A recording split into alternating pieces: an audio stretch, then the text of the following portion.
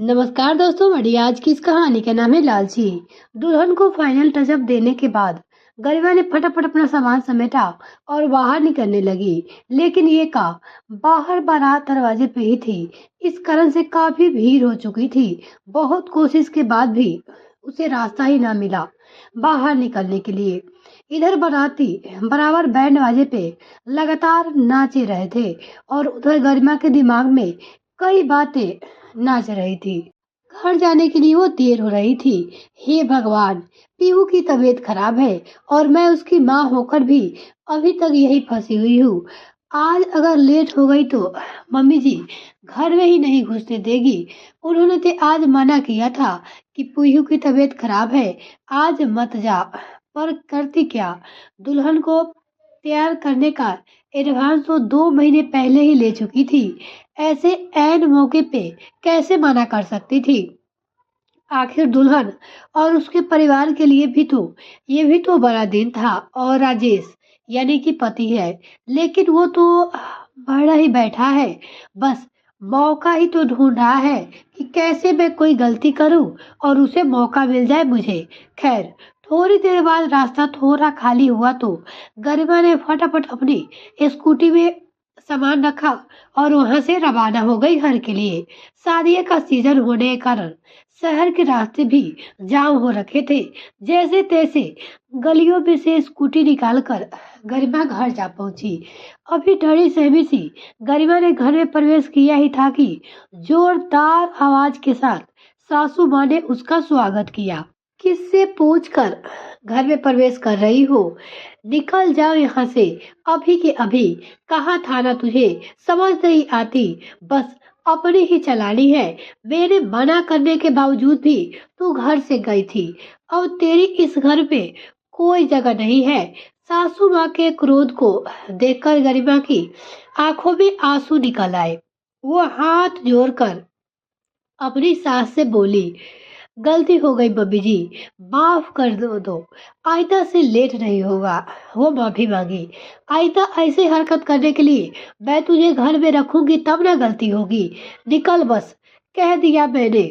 मुझे तेरी शक्ल भी नहीं देखनी। सास अभी भी गुस्से में अपनी लाल लाल आंखों से गरिमा को घर घूर घूर कर ये बातें कहे जा रही थी। इतने में नन्ही सी पीहू के रोने की आवाज आने लगी। आवाज सुनकर गरिमा उस तरफ जाने लगी तो सासू माँ रास्ते में आ गई। कहाँ जा रही हो? उसके पास। उसका इतना भी ख्याल होता तो समय से घर पे आती। खबरदार उसके आस पास भी नजर आई तो। पर मम्मी जी, पीहू की तबीयत खराब है, उसको मेरी जरूरत है। आ बड़ी आई उसका ख्याल रखने वाली। उसको जरूरत है। ये ख्याल मन में होता तो उसे छोड़कर ना जाती। ऐसे शादी विवाह में मौज मस्ती करने।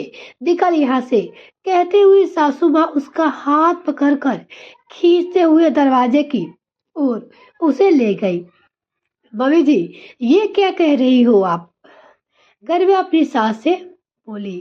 गरिमा ने थोड़ी तेज आवाज में कहा। तब तक राजेश भी घर में आ चुका था। वहां का माहौल देखकर वो गरिमा पर जोर से चिल्लाया, तुम्हारी हिम्मत कैसे हुई मेरी मम्मी से इस तरह से बातें करने की?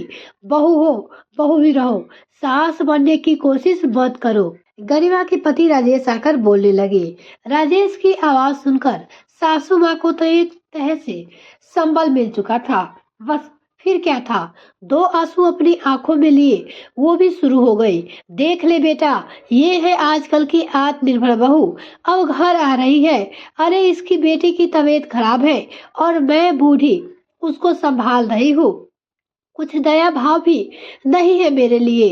पर मम्मी जी, मेरी बात तो सुनिए। गरिमा का सिर्फ इतना कहना हुआ कि राजेश ने आगे बढ़कर उसे धक्का देकर गिरा दिया। शोर सुनकर पीहू उठकर बाहर आई तो सासू माँ उसे गोद में उठाकर अंदर ले गई। उसके बाद राजेश ने अपनी बेल्ट खोलकर उसे खूब मारा।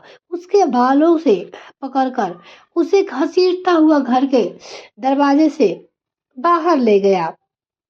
निकल यहाँ से, तेरा इस घर में कोई हक नहीं है। और रही बात पीहू की, तो वो मेरी बेटी है, तेरा उसे कोई लेना देना नहीं है। गरिमा को उसी हालत में बाहर छोड़कर अंदर आकर उसने फटाफट दरवाजा बंद कर दिया। गरिमा रोती रही, लेकिन उन दोनों माँ बेटों ने उसे अंदर नहीं लिया। आखिर थक हार कर घर में वही बाहर बैठ गई। उसे समझ ही नहीं आ रहा था कि वो जाए तो जाए कहाँ।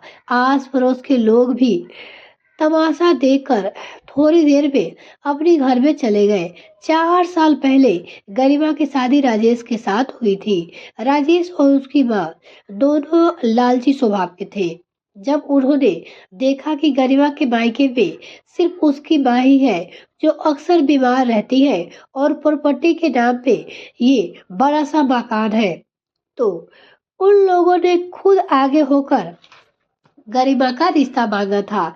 इतनी मीठी बोली पे उन्होंने गरिमा की माँ को फंसाया था कि वो अपनी बेटी गरिमा को राजेश से शादी के लिए तैयार हो गई। उन दोनों को ये लगा था कि गरिमा की माँ की कितनी उम्र ही है, वह तो जल्दी ही चल बसेगी, तो उसके बाद ये प्रॉपर्टी गरिमा की तो हो जाएगी। फिर तो इनके वारे न्यारे ही है। गरिमा की मम्मी शादी के 2 साल तक रही। उसी दौरान पीहू का भी जन्म हो गया।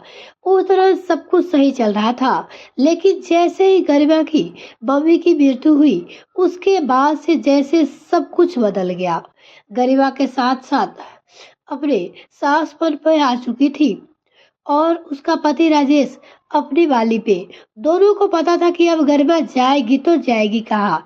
इसी कारण आए दिन उसे परेशान करने लगी थी। पर अभी तक तो बात तानों पे थी, लेकिन अभी पिछले 7 महीनों से राजेश गरिमा को वो प्रॉपर्टी बेचने के लिए कह रहा था, पर गरिमा मानने को तैयार नहीं थी। उसका कहना था कि यह प्रॉपर्टी उसकी माँ की निशानी है।